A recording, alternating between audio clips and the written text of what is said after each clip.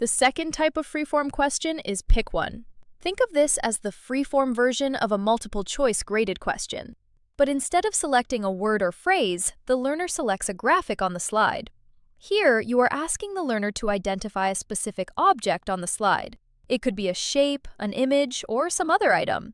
Just like drag and drop and every other freeform question, you must build the slide first in slide view. The interaction doesn't exist until the objects exist. This one is much simpler than drag and drop.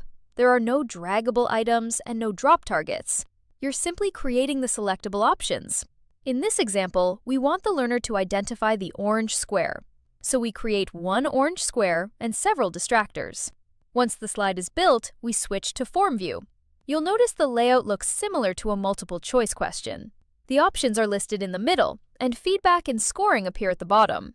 The difference is that you are not typing answer text. Instead, you're using drop-down menus to select the slide objects the learner can choose.